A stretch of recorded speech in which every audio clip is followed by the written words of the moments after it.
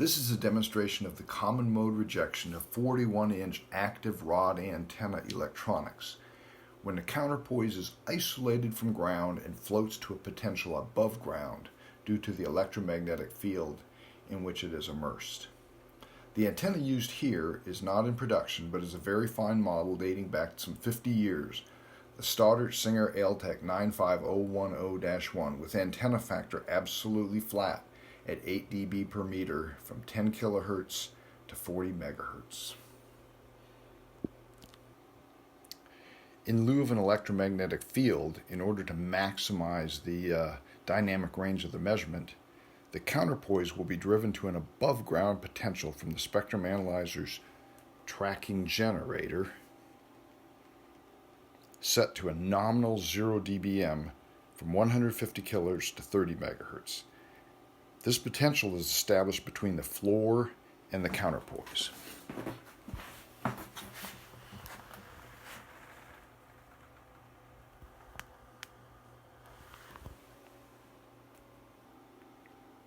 The antenna electronics output is connected to the spectrum analyzer via a Montina fiber optic link.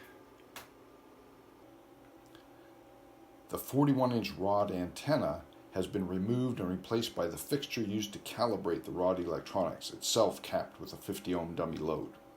The cap and internal electronics simulate the capacitance of the rod itself. The purpose here is to measure whether the counterpoise potential biases the antenna base active electronics, so we don't want to measure the actual field due to the counterpoise's potential above ground. As we shall see, the degree of shielding this cap provides is key to maintaining maximum common mode rejection. The tracking generator is off, and what we see is noise floor at around 30 dB above a microvolt at 150 kilohertz and about 7 dB above a microvolt above 2 megahertz. When we turn the tracking generator on, we see no change at the low end, but about a 3 dB rise to about 10 dB above a microvolt above 2 megahertz. In order to compute common mode rejection ratio, we compare these potentials to that of the counterpoise above ground. While the tracking generator setting is 0 dBm or 107 dB microvolts, that is what is delivered to a matched load. Since the counterpoise is an open circuit, the applied potential is 6 dB higher or 113 dB above a microvolt, and it is to this number we compare the spectrum analyzer trace to compute the common mode rejection ratio. Above 2 megahertz, we have over 100 dB CMRR. At 150 kilohertz, we don't know actual CMRR because all we see is noise floor. But it is clear, looking at 30 dB microvolts versus 113 dB microvolts, that we have in excess of 80 dB.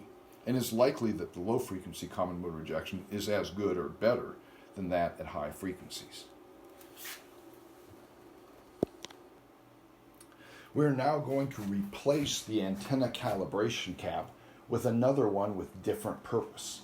The high input impedance amplifier of the 95010-1 has perfectly flat voltage gain of 0 dB from 10 kilohertz to 40 megahertz, and as such may be used as a high input impedance matching network to 50 ohms for many applications. To facilitate that, a different cap is used that allows direct access to the amplifier itself without going through the rod simulating capacity. The banana jack input for this cap acts for our purposes to defeat the shielding provided by the coaxial connector and 50 ohm matching of the calibration cap, and we shall see the effect on what appears to be common mode rejection when using this alternative cap. With the tracking generator off, we see the same noise floor, actually not the same noise floor, but a little bit higher, but still roughly same character as before. But now when we turn on the tracking generator, we see a much higher response. Okay.